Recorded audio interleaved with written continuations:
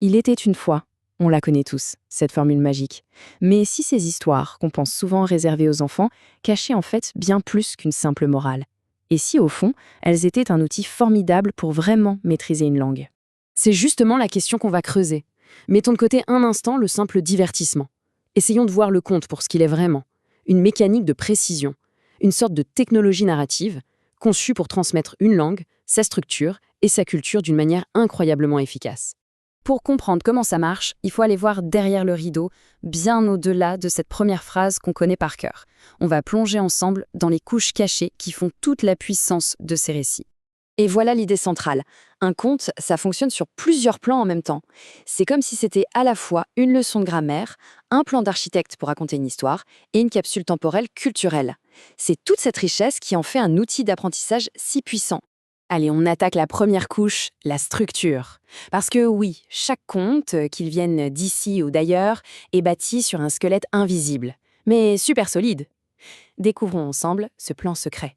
Ce squelette, ça s'appelle le schéma narratif. C'est une vraie carte routière qui nous guide du début à la fin de l'histoire.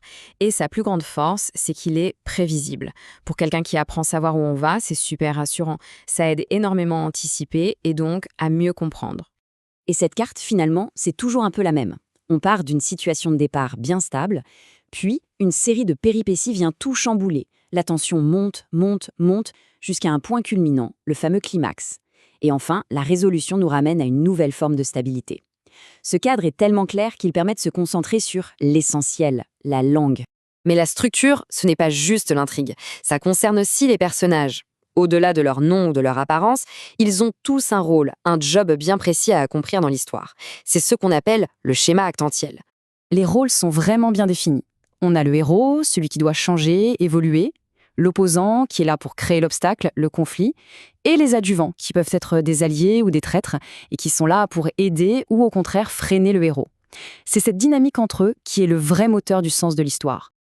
Ok, on a le squelette. Maintenant, il faut le moteur pour faire avancer tout ça. Et ce moteur, c'est la langue. Une mécanique avec des règles de fonctionnement bien précises, surtout en français. En narration française, ce moteur a deux vitesses principales. L'imparfait, c'est la vitesse de croisière. On l'utilise pour peindre le décor, pour décrire le contexte, l'arrière-plan.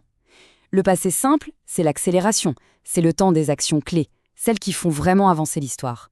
Maîtriser ce duo, c'est maîtriser le rythme même du récit. Et bien sûr, pour que le moteur tourne bien, il faut de l'huile. Cette huile, ce sont les connecteurs. Ces petits mots qui n'ont l'air de rien sont en fait la colle du récit. Ils organisent le temps avec des mots comme puis ou soudain, et la logique avec parce que ou donc. C'est grâce à eux que l'histoire est fluide et facile à suivre. Et c'est là que tout se joue. Quand on commence à maîtriser ce moteur des temps et des connecteurs, on ne se contente plus de faire des phrases simples. On commence à construire un discours riche, nuancé, structuré. Bref, on apprend à vraiment raconter. Bien, on a vu la structure, on a vu la langue. Il est temps d'aborder la couche la plus profonde, celle qui donne vraiment tout son sens au récit. C'est la boussole culturelle du conte, celle qui nous aide à naviguer dans les valeurs d'une société. D'ailleurs, cette citation tirée de notre source le dit parfaitement. Les histoires sont bien plus que des mots.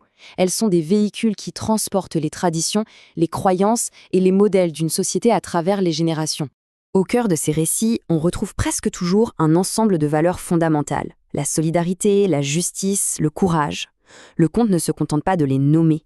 Il les met en scène, il nous montre, à travers les choix des personnages, ce que ces valeurs signifient en action. Mais attention, lire un conte aujourd'hui, ça ne veut pas dire tout accepter sans réfléchir. Au contraire, c'est une occasion en or de développer son esprit critique. On peut analyser les stéréotypes de l'époque, questionner les rôles de genre, les rapports de pouvoir. Le conte devient alors un formidable outil de réflexion sur le monde. Alors si on rassemble toutes les pièces du puzzle, la structure, la langue, la culture, qu'est-ce qu'on obtient? On découvre que le conte n'est pas juste une petite histoire, c'est un outil d'apprentissage total, une approche vraiment complète. Le secret de son efficacité, c'est qu'il fait travailler tout l'esprit en même temps. D'un côté, il y a la dimension cognitive, la logique, la structure, l'analyse du langage. C'est la tête qui travaille. Et de l'autre, il y a la dimension affective, les émotions, l'imagination, l'empathie pour les personnages. Là, c'est le cœur qui s'engage. Et c'est cette fusion entre la tête et le cœur qui est un peu magique. En associant une structure logique et prévisible à une charge émotionnelle forte, le conte ancre la langue bien plus profondément.